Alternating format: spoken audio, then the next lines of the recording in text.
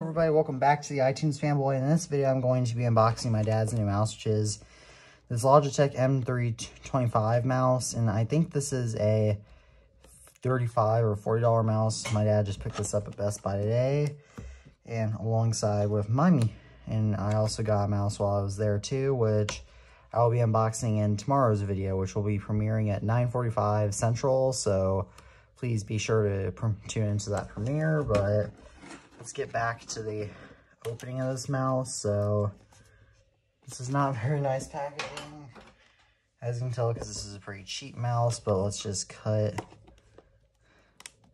this packaging open.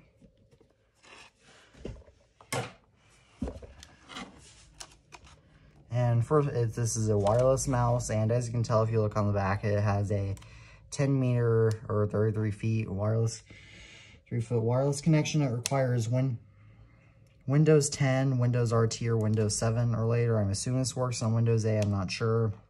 Mac OS 10.10 Yosemite or later. It works on any version of Chrome OS and requires Linux kernel 2.6 or later in order for it to work. So, well, cutting that direction. Oh, phew.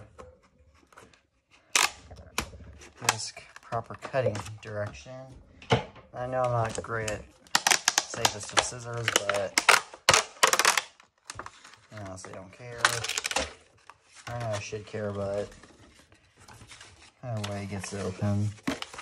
Here we just get our boring stuff with some instructions right here on how to insert the batteries.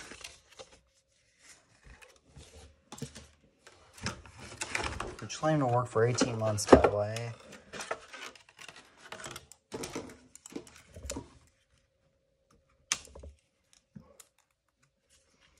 And right here we have the nice mouse, which has a battery charge in it, as you can tell by the light.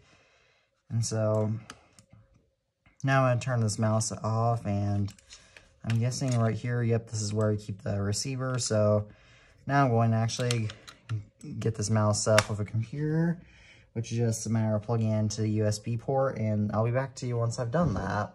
Here I just got my mouse up, and as soon as I plugged in, it came with this keyboard setup assistant thing. So I don't know, this MacBook has had issues with this in the past, but so I don't know if it's just that or if that's what's happening when you plug this in. Probably that just when you plug this in, but as you can tell, the mouse works fine. It is a little bit small, I will say, though I do have pretty big hands. Though the buttons feel nice.